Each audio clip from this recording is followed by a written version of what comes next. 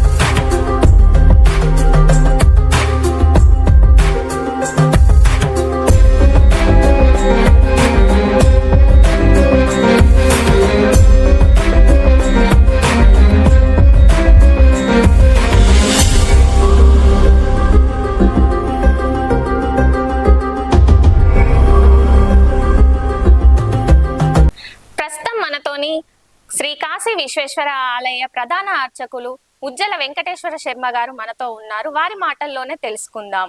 నమస్కారం గారు. దీర్ఘాయుష్మాన్ భవ. ఆలయంలో ఎన్ని సంవత్సరాలుగా మీరు అర్చకులుగా ఉన్నారు? సుమారుగా 33 సంవత్సరం నుంచి ఈ దేవాలయానికి అర్చకులుగా పనిచేస్తున్నాము. ముందుగా మా నాన్నగారు, తర్వాత వంశ పార్యపర్యంగా మేము ఈ యొక్క అర్చక వృత్తిని కొనసాగిస్తున్నామమ్మా. గురుగారు, మీరు ఏం చదువుకున్నారు? నేను కాకతీయ యూనివర్సిటీ నుంచి బీఈడీని, అదేవిధంగా జేఎన్టీ నుంచి ఎంసీఏను, ఉస్మానియా యూనివర్సిటీ నుంచి ఎల్ఎల్బిని, నాగార్జున యూనివర్సిటీ నుంచి ఎంఎస్సి కెమిస్ట్రీ చేశానమ్మా. ఇన్ని చదువులు చదువుకొని ఎందుకు ఈ వృత్తిని ఎంచుకున్నారు గురుగారు? మనకు వివేకానందుడు చెప్తుంటాడు. ఏమని చెప్తుంటాడంటే, మనము ఒక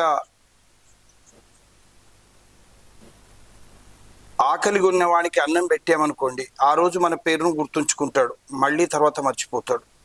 అదేవిధంగా మనం ఇంటెలెక్చువల్ అంటే వానికి ఉద్యోగము, వానికి విద్యను చెప్పామనుకోండి, ఈ జన్మ మట్టుకే మనం గుర్తుంచుకుంటాడు. కానీ అదే ఆధ్యాత్మిక పరమైన జ్ఞానమును వాడికి ప్రసాదించామనుకో, జన్మాంతరం కూడా మనం గుర్తుంచుకుంటాడు. అటువంటిది ఇదొక నోబెల్ ప్రొఫెషన్. అర్చకత్వం అనేది అన్నిటికీ అతీతమైనది. ఒక ఆధ్యాత్మికమైన సాయాన్ని ప్రజలకు అందించడానికి, ధర్మాన్ని నెలకొల్పడానికి. అదేవిధంగా మా నాన్నగారు చెప్తుండేవారు, ఈ యొక్క పవిత్రమైన వృత్తిని అన్నిటికంటే గొప్పది.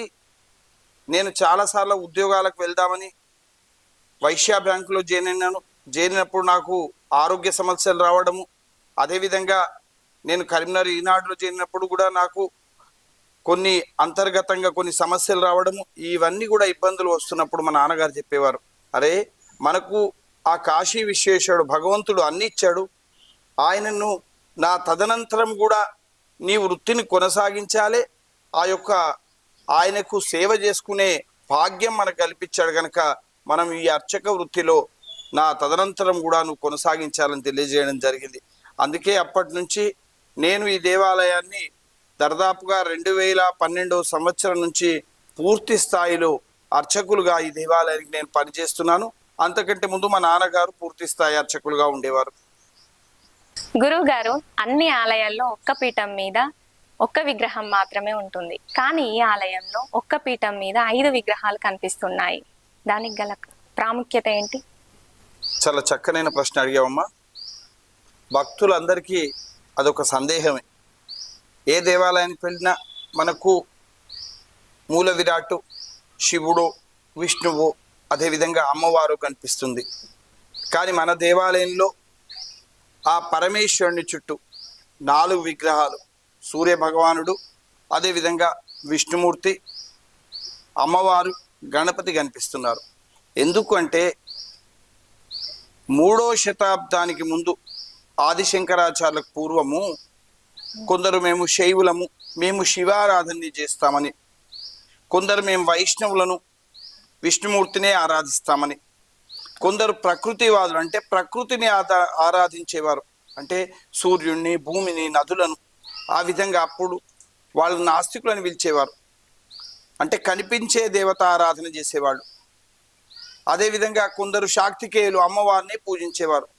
ఈ విధంగా పూజించడం వల్ల సామూహికంగా మన యొక్క ధర్మము నిలవకపోతున్నదనే బాధతోని ఆదిశంకరాచార్యుల వారు 3వ శతాబ్దం లోపల ఈ శివ పంచాయతన దేవాలయాన్ని స్థాపించారు. ఈ శివ పంచాయతన దేవాలయానికి వెళ్ళామనుకోండి, మనకు శివాలయం వెళ్ళినట్టే, అదేవిధంగా వైష్ణవాలయం వెళ్ళినట్టే, అమ్మవారిని దర్శించుకున్నట్టే, అదేవిధంగా సూర్యుడు పంచభూతాలకు ఆరాధన చేసినట్టే, గణపతి అంటే ఎప్పుడైనా కానీ ఏ పూజ చేయాలన్నా గణపతిని పూజించాలి కనుక ఆదవు గణపతి పూజయతని యోగ సాధనకైనా చాలా కీలకమైన వ్యక్తి కనుక గణపతి. ఈ 5గురు విగ్రహాలతో కూడుకున్నదే శివ పంచాయతన దేవాలయం. దీనికి చాలా విశిష్టత ఉన్నది పూజా విధానంలో కూడా.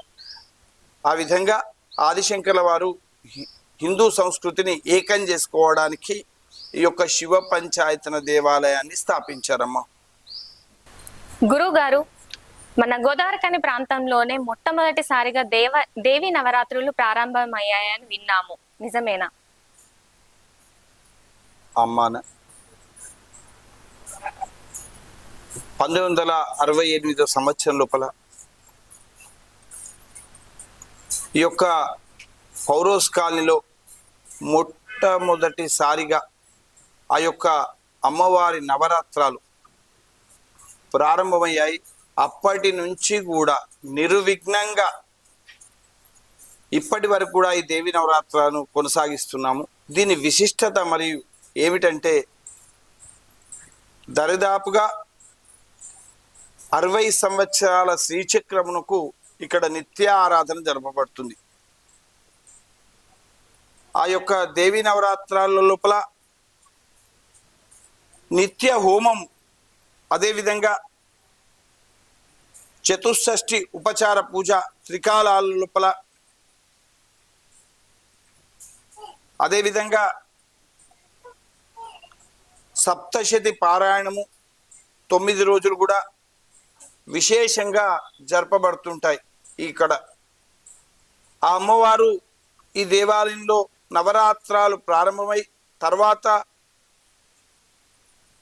ఆ యొక్క అమ్మవారి నవరాత్రాలను జరిగిన స్థలంలోనే ఈ దేవాలయాన్ని కూడా నిర్మించడం జరిగిందమ్మా. గారు, 35 సంవత్సరాల చరిత్ర కలిగిన ఈ ఆలయానికి చుట్టుపక్కల ప్రాంతాల నుంచి భక్తులే కాకుండా ప్రముఖులు కూడా వస్తారని విన్నాము, నిజమేనా? ఇది చాలా సంవత్సరాల నుంచి ఈ దేవాలయానికి చాలా విశిష్టతో కూడుకున్నది. అంటే ఇక్కడ కోరిన వారి అందరి కోరికలు కూడా నెరవేరాయి. ఇప్పుడు చాలా మంది భక్తులు కూడా ఈ దేవాలయానికి ఈ ఉన్నత స్థాయిలలో ఉన్నారు. వారు కోరిన కోరిక ఈ దేవాలయం మెట్టు ఎక్కినప్పుడే నెరవేరుతుంది. అటువంటిది ఈ దేవాలయం. ఎందుకంటే ఇప్పుడు చాలా ఉన్నత స్థాయిల లోపల అమెజాన్ డైరెక్టర్గా, అదేవిధంగా వాళ్ళు కోరికిన కోరికలు రాజకీయంగా ఉన్నత పదవుల లోపల చాలా మంది జీవితాలనే మార్చివేసింది ఈ దేవాలయం. అటువంటిది సంతానం లేనటువంటి వారికి ఎందరికో 15 సంవత్సరాలు సంతానం కలిగినటువంటి భక్తులకు కూడా ఇక్కడ పూజ చేసుకొని ఇక్కడ దర్శించుకుంటే సంతానం జరిగింది. అటువంటి విశిష్టమైన దేవాలయం ఇది. అంతేకాకుండా ప్రజలను ఒక ఆధ్యాత్మిక మార్గంలో నడుపుతున్నదే మన దేవాలయం. ఇక్కడ శివలింగానికి ఉన్న విశిష్టత ఏమిటంటే పంచాయతనమే విశిష్టం. అందులో శివలింగానికి ఉన్న విశిష్టత ఏమిటంటే ఇది నర్మదా బాణం అంటారు. శివపురాణంలో పార్వతీ అమ్మవారు అడిగింది అన్ని లింగాలలోకెల్లా శ్రేయస్కరమైన లింగం ఏదని అడిగింది. అడిగినప్పుడు ఆ పరమేశ్వరుడు సెలవిచ్చాడు, పార్వతీదేవి అన్నిటికంటే గొప్పదైనది నర్మదా బాణమే, అంటే నర్మదా నది తీరంలో దొరికే శివలింగమే శ్రేయస్కరం. ఆ లింగమే మన శివాలయంలో ఉన్న ఆ నర్మదా బాణం. ఇప్పుడు ఆ నర్మదా బాణాన్ని దర్శించుకుంటే కోరిన కోరికలన్నీ నెరవేరుతాయి. అసలు నర్మదా నది అనేది రేవా నది అంటారు. రేవా అంటే శివుని చెమటతోని ఉద్భవించిన నది రేవా నది. ఆ నదిలో దొరికే ప్రతి రాయి కూడా శివస్వరూపమే. అటువంటి నర్మదా బాణాన్ని మన దేవాలయంలో ప్రతిష్ఠించడం జరిగింది. అదేవిధంగా స్వామివారు కూడా నిత్యము కూడా పూజలు, విశేషంగా భక్తుల రద్దీతో మన దేవాలయం ఎటువంటి లోటు లేకుండా వెలిగిపోతున్నది. భక్తుల కోరికలు కూడా అదే విధంగా నెరవేరుతున్నాయి. ఇక్కడ పూజ చేసుకున్న వాళ్ళందరూ కూడా, దర్శించుకున్న వాళ్ళందరూ కూడా, ఎందరో డాక్టర్లు, ఇంజనీర్లు, సైంటిస్టులు, అదేవిధంగా ఉన్నత పదవులలో ఉన్నారు మన దేవాలయం దర్శించుకున్న వాళ్ళు. అటువంటి విశేషమైన దేవాలయము మన నదీ పరివాహ ప్రాంతం, గోదావరి నది పరిప్రాంతంలో ఉండడము చాలా విశేషము. ఈ పంచాయతన దేవాలయాన్ని దర్శించుకున్న భక్తులందరి కోరికలు కూడా నెరవేరుతాయమ్మా. గురువు గారు, మీ విలువైన సమయాన్ని మాకు కేటాయించినందుకు హృదయపూర్వక కృతజ్ఞతలు. చివరగా భక్తులకు ఏం చెప్పదలుచుకున్నారు? ఈ యొక్క శరీరం అనేది శాశ్వతమైనది కాదు, ధర్మమైనది శాశ్వతం. మనమందరం కూడా ఒక ధర్మానికి కట్టుబడి ఉండాలి. అదేవిధంగా మనము ఏ కార్యక్రమం చేసుకున్నా కానీ సామూహికంగా చేసుకుంటే బాగుంటుంది. ఎందుకంటే ధర్మము ఒక తాటి పైన నడవాలి. అంటే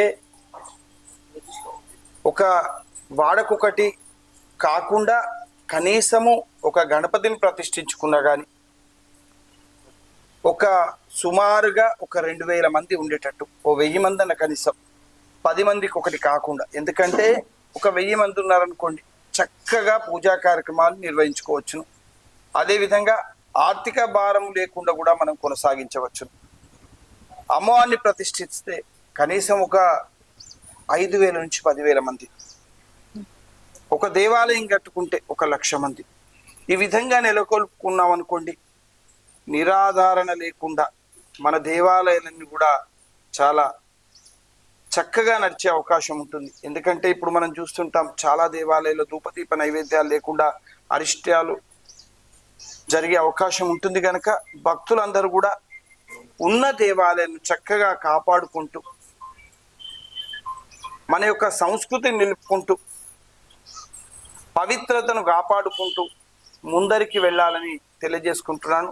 అదేవిధంగా మీ న్యూస్ ఛానల్ వారు కూడా దినదిన అభివృద్ధి చెందాలని. ఎందుకంటే ఇటువంటి ఇది కూడా మీరు ఒక సాయమే, ఆధ్యాత్మిక పరమైన ఇది కూడా మీది ఒక భక్తే.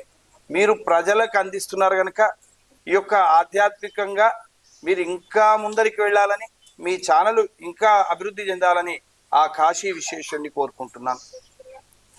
ధన్యవాదాలు. ఓకే, చూసారు కదా శ్రీ కాశీ విశ్వేశ్వర ఆలయ ప్రాధాన్యత మరియు విశిష్టతను. మరి ఒక కొత్త అంశంతో మీ ముందు ఉంటాము. మీ 3D టీవీ న్యూస్ ఛానల్. నేను మీ మాధురి.